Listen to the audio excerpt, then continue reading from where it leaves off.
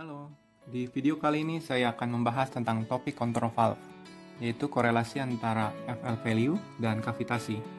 Semoga hal ini dapat bermanfaat bagi teman-teman yang baru ingin belajar tentang basic control valve. Oke, sekarang siapa yang tahu apa itu FL value dan bagaimana relasinya dengan kavitasi? Yuk kita pelajari di slide berikutnya.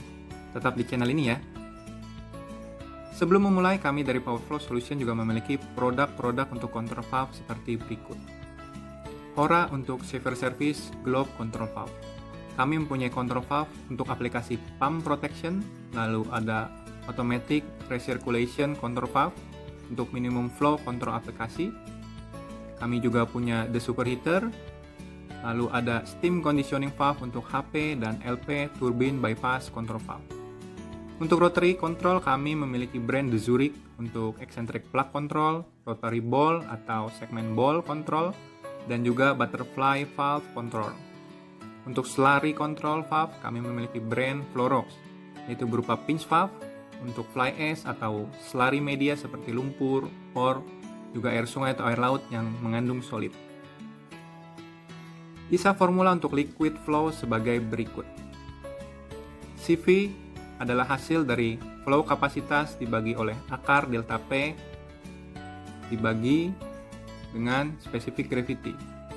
Kita lakukan percobaan perhitungan dengan contoh control valve yang mempunyai CV 48 dengan media water dengan spesifik gravity 1. Kita ambil inlet pressure 100, outlet pressure 99, delta P adalah 1, lalu akar delta P juga 1. Dengan G1 kita dapatkan Q atau kapasitas sebesar 48. Kita ulang dan masukkan dalam rumus seperti ini. Lalu kita masukkan nilai-nilai lainnya seperti tabel berikut. Kita bisa pindahkan masing-masing nilai sehingga terbentuk grafik antara flow atau kapasitas dengan delta P seperti di grafik ini.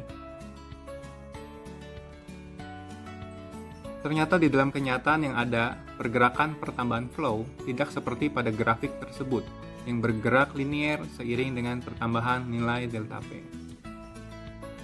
Fakta yang ada adalah di titik tertentu, ternyata flow atau kapasitas tidak bertambah lagi ketika delta P bertambah.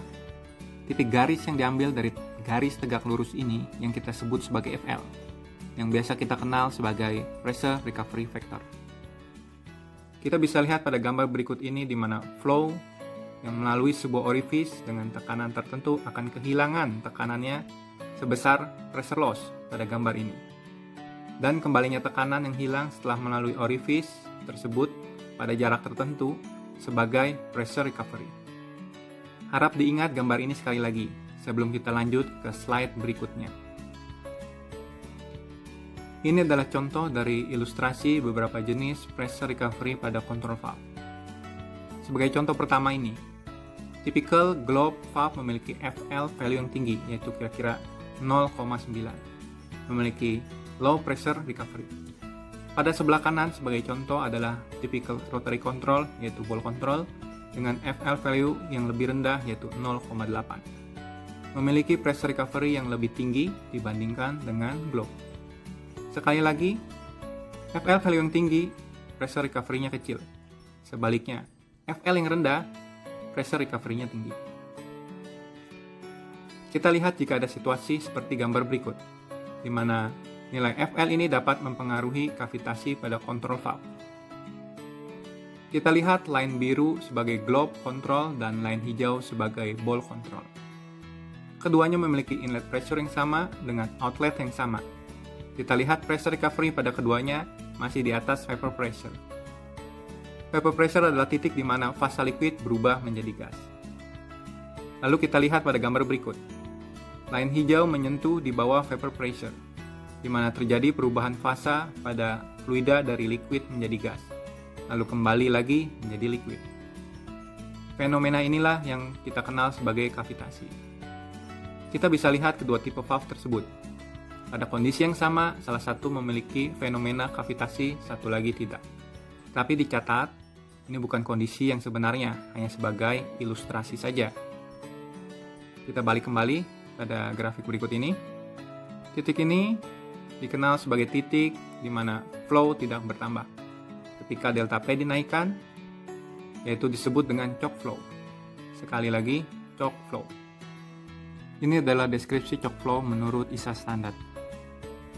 XT adalah titik yang dikenal sebagai terminal delta P, yang banyak dipakai sebagai nilai acuan penentuan tipe control valve yang tepat. Untuk lebih jelas, aplikasi pengaruh nilai FL pada kapasitas valve kita lihat pada tabel berikut. Contoh kita ambil dengan valve size dengan diameter pipa 4 inci. Tabel berikut diambil dari ISA Control Valve Handbook, yaitu nilai CD sebagai typical flow kapasitas dan typical untuk nilai FL.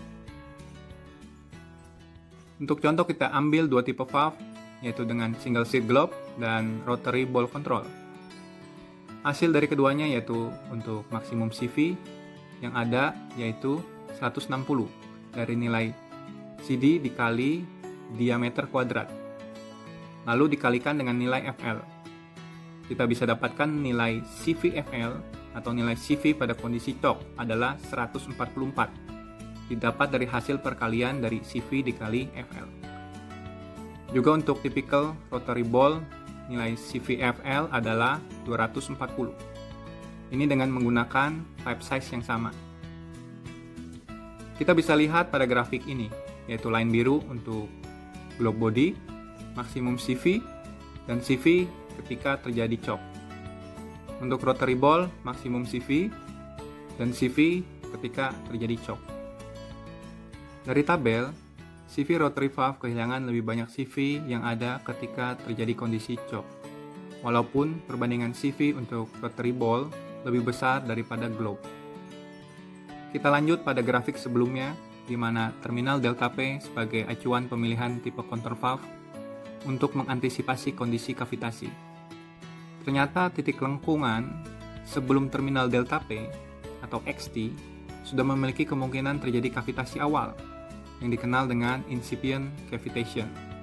Jadi perlu diperhatikan pemilihan tipe control valve ketika hasil perhitungannya sudah mendekati terminal delta P ini. Semakin menarik kan? Manufacturer apa saja yang dapat melakukan deteksi untuk kasus incipient cavitation tersebut? Seberapa kritikalnya hal tersebut? Penasaran bukan? Jika ada pertanyaan atau permintaan kebutuhan untuk control valve, silakan hubungi kami di alamat email ini atau kunjungi website kami. Untuk teman-teman atau adik-adik yang ingin mengadakan seminar tentang control valve untuk mahasiswa di kampusnya, silakan hubungi saya gratis, tidak dipungut biaya untuk pembicaranya. Jumpa lagi di video-video berikutnya. Terima kasih.